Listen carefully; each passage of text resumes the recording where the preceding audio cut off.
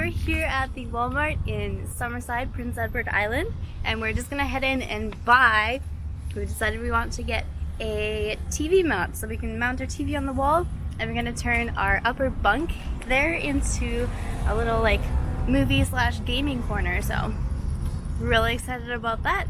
Gonna make some improvements on the RV, and yeah, so let's get to it. You're gonna get this mount non-articulating. There is an articulating one, but we worry about the extra hassle of mounting it down.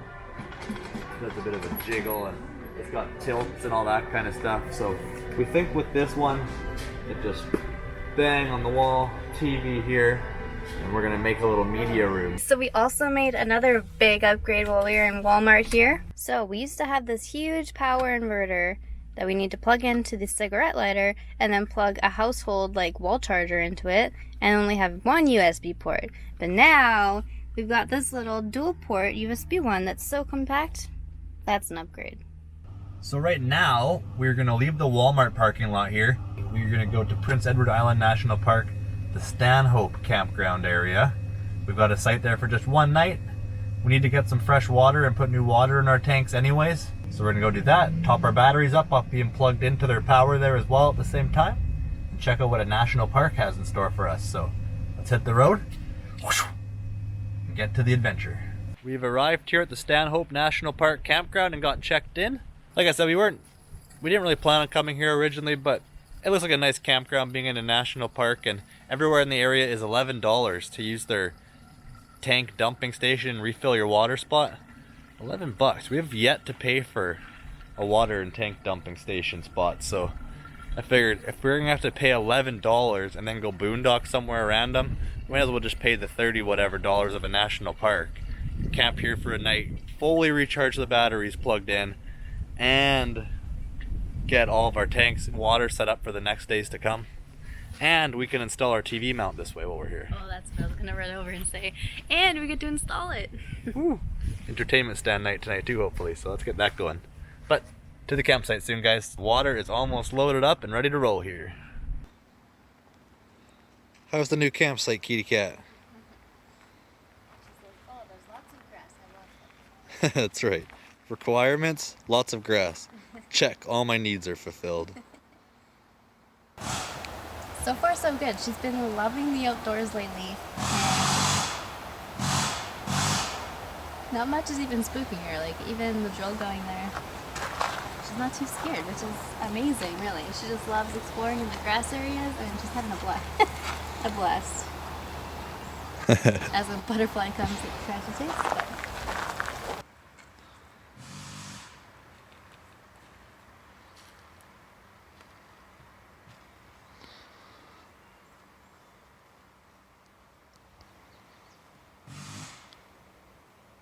One random thing we found at the campsite here is there's a small string tied between these two trees. If you look back to one of our old videos, it's actually our first video we ever shot, Turmoil at McCullough Lake, when we wanted to practice vlogging. That was over a year ago now we shot that. That was a long time ago, yeah. Wow. We shot that when we wanted to first imagine pretend vlogging, so we tried it out. And that night was super stormy, and we ended up having a tree fall down the front end of our car if you go back and check it out. I really enjoyed that video.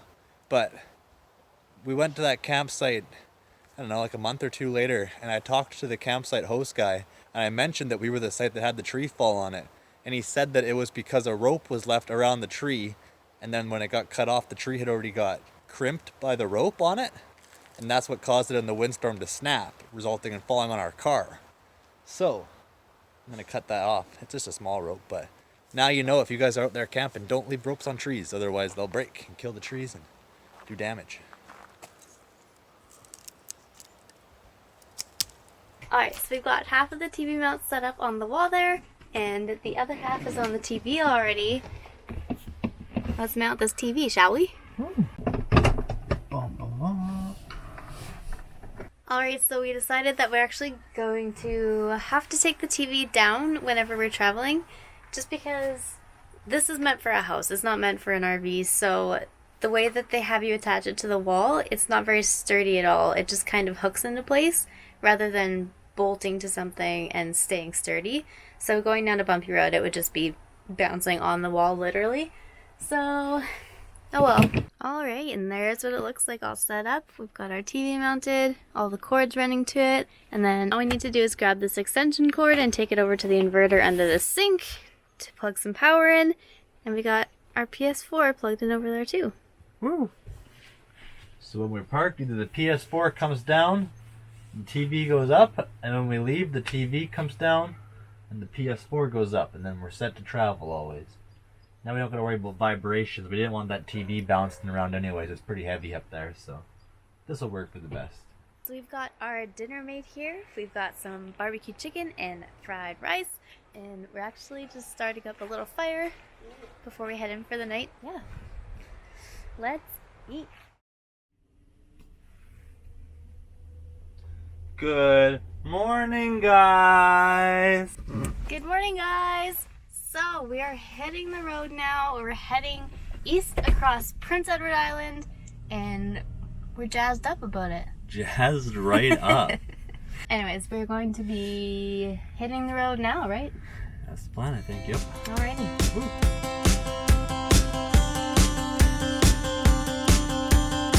We've arrived at stop 1 today. We don't have a whole lot on the list of stops to arrive at, but we're at Red Rock Provincial Park, right on the ocean here. It's pretty cool. PEI, we never really realized it, but it's got a ton of red sand and giant red rock cliffs. Not giant, but red rock cliffs on the ocean. And like even on the back of the RV, I'll come over and show you here actually. Even on the back of the RV, we have red sand. I thought it was kind of neat. That'd be a good question. It's so distinct here. I would have never thought Prince Edward Island and red sand. I don't know if that does it justice. That stuff just gets everywhere. And then from here, we're gonna go to a boondocking site in a, I think, town called Little Harbor. But we may even look into picking some clams. I'm not positive, but we want to do that on PEI. I guess you can harvest clams, duh, and oysters and all that kind of stuff. We thought it'd be fun to try and find out where we can actually harvest some ourselves and try and prepare them and eat fresh. That'll be on the goal soon enough here too. We're on a beach on the eastern side of PEI. PEI's been nice. We've really enjoyed it here. Super laid back. Oh, you can see Alicia coming in the distance. Dun, dun, dun. Yeah, beach looks nice here. I'm gonna do some Googling if we get internet. I haven't checked yet, but internet's been hard to find out here. Do some Googling, see if we can find clams. More nice rock cliffs out that way. That's pretty cool. Just settling in for the night here now. We got back from the beach and ended talking to our neighbors for the night. We met Paul and Marie. They were super cool, and they've been traveling around a whole bunch too. They're traveling in a Mazda right now and camping and tenting out of it. So that's really interesting. Otherwise for us, we're going to make some dinner now. We've been sitting outside chatting the last couple hours. And then tomorrow we'll explore the beach in daytime. See where we end up after that. Good morning, guys. So today we're on the road again.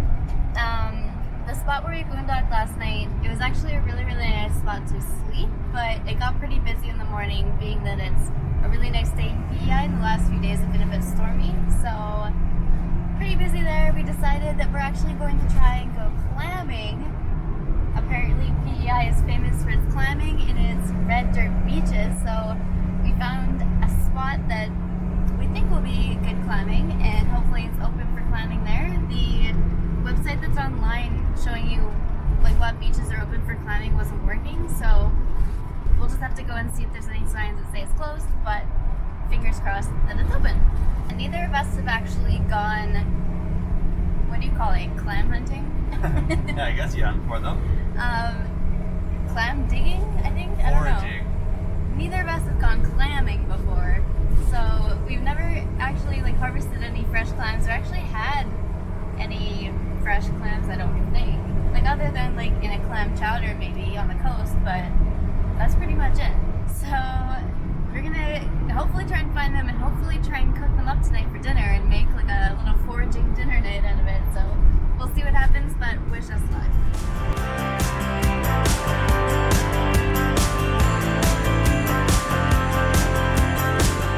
Rice Point here on Prince Edward Island. It's a bit south of Charlottetown.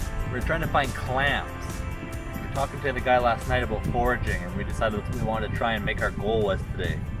make our goal of the day to forage some clams. So we're at the beach here, and the tide's pretty far out, but we've never done this before. I think we have a hole here. You can kind of see it's like a little divot, and I guess we're gonna dig it out and see what happens here. Fingers crossed. Oh shoot, right there, maybe. Get him. No, never mind. Just rock.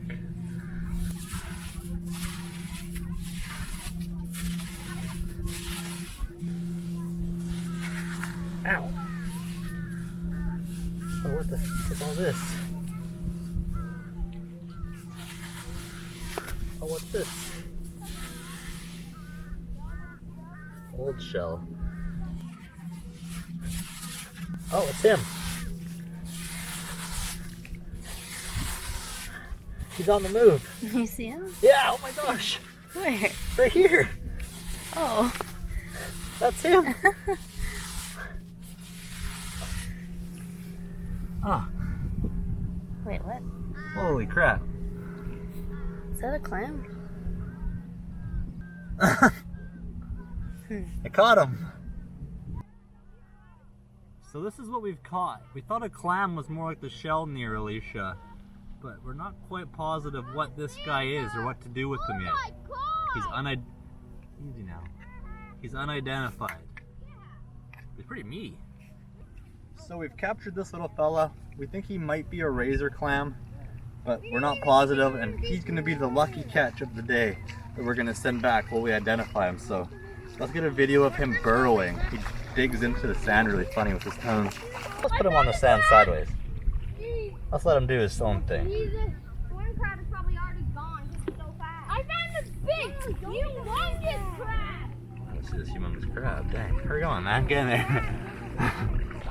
I'm going. Oh, that was a big pull. Yeah. Oh.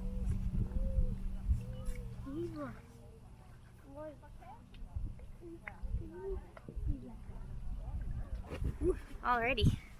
So we did some research there, and we were right. Those are razor clams, and it looks like you can eat them. I looked up like how to cook them, how to prepare them.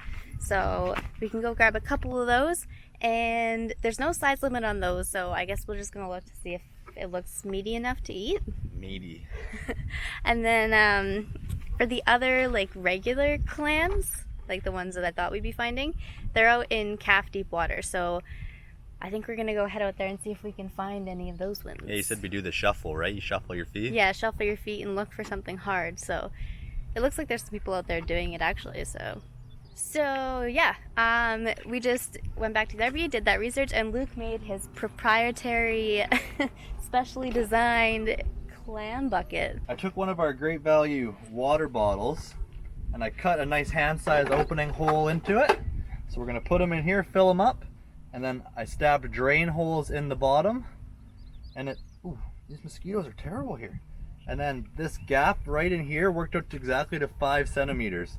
So I just put lines on there as a reminder. So as long as there's anything outside of here, we know they're keepers. So we're ready to get For the regular ones. For the regular ones. Not the razor clams, they're good to go no matter what. But we have got this bucket, we've got our research, and we're gonna get out of here because these mosquitoes are crazy. For the beach. If you saw that, Luke actually had a mosquito on his back. He was just trying to show you the mosquito bite, but don't worry, I got it.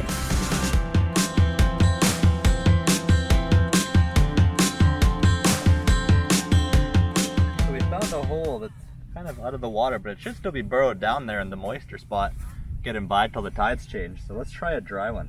Maybe the hole won't collapse as much on me. Let's get to digging.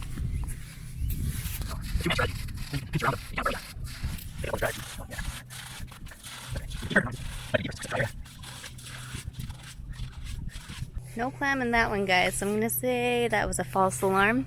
But let's get closer to the edge of the water where the tide has just gone out and see if we have any luck there. And here come all the clammers, guys. Oh, Buckets wow. and shovels in tow. Yeah, work Holy. is out. Everyone out here is climbing. That's hilarious. Alright, we found a pretty big hole there. There's also a big one here. Oh boy, let's Let's get get to digging. digging, Luke. You know what I'm thinking. Woohoo, guys! You got one? Clam Oh. level 1, but level up to 2 maybe. Yeah, there's one. Ba-boom! And there's a razor clam. This hole literally just squirted water at me, guys. There's one in there. Oh, shoot. Is this the other kind? Is it? It might be. It is. Oh, nice. Oh, it's small though. Oh, he's a tiny one though. He's probably not a keeper, guys. Oh, He he's just squirting. squirted.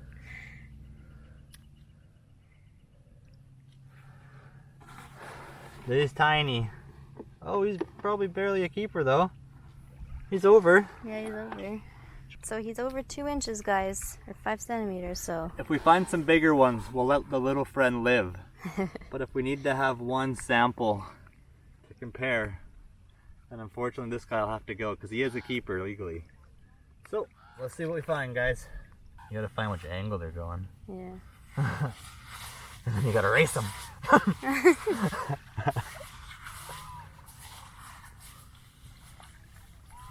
Oh. See, there he is, guys.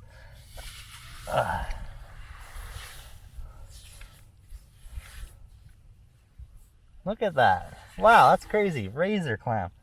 Hey, no fighting in there. Oh, there's his little meaty. Can you see that? Whoa! This little climb here. Nice catch, Alicia. Yeah. That's a good size one too. Want to measure him up? Oh yes. Way over. Oh yeah, hefty boy. Look at this monster, guys. Holy cow, he's heavy. Look how big he is on my hand. He's like a baseball. So we got a few razor clams. I think we could still do with a few more of those. Now that we have the big one, we released one of the little guys that was like just barely over the limit. So maybe get rid of a few more small ones, try and find a few more razor clams, and then we're gonna have a little dinner tonight. Look at this thing I just dug up. It's disgusting. Oh, it's horrible. I've seen Fisherman's Life fish with these crawly things before in the West Coast. I really like Fisherman's Life YouTube channel, but whoa, nasty. Alrighty, so we've caught a good number of crab. I was gonna say crab. We've caught a good number of clams here. So we're gonna head back to the RV and find what we can make with them or what we can do with them, because I honestly really don't know. And then we're gonna what? Head to Walmart and grab some ingredients and make a seafood chowder or some sort of seafood dishes, plural maybe. Yeah, who knows? We got lots of clams, but I mean the limit is 100 per day. We definitely don't have 100. Yeah, isn't that ridiculous? 100.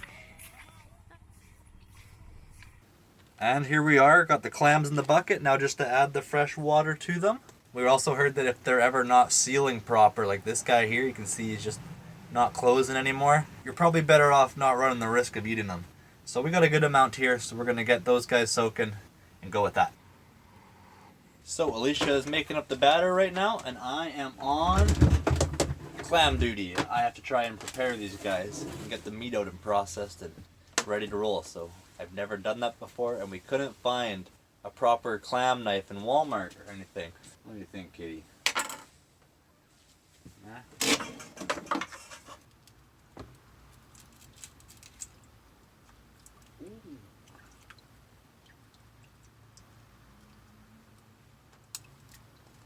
Alright, so we don't claim to know what we're doing literally at all, but what we are doing is Luke's getting these clams open and trying to get the meat out of them, and then we're soaking them in some buttermilk and then coating them with a mixture of corn flour and all-purpose flour and some spices, and then we're going to shallow fry them in a frying pan and put them in a bun with some toppings, and I'm sure it's going to be delicious. Okay, so I stand corrected. I think we're going to be sharing a po' boy sandwich because this is all the clam meat that we got. Not a whole lot of yield. Oh, wow. So we've got our sandwich here with tartar sauce, onions, and lettuce. Wow, looks pretty good. But that was really an enjoyable thing. To get out, dig them out with our bare hands, looking for the holes in the beach, and at the end of the day to Settled down with Alicia's good cooking. We got a lovely sandwich and they're all breaded up. They honestly taste almost like a calamari ring. It's super tasty, so I'm sure we'll be doing that again in the near future. Join us next time when we touch and cross the Confederation Bridge and find a beauty boondocking spot in Nova Scotia.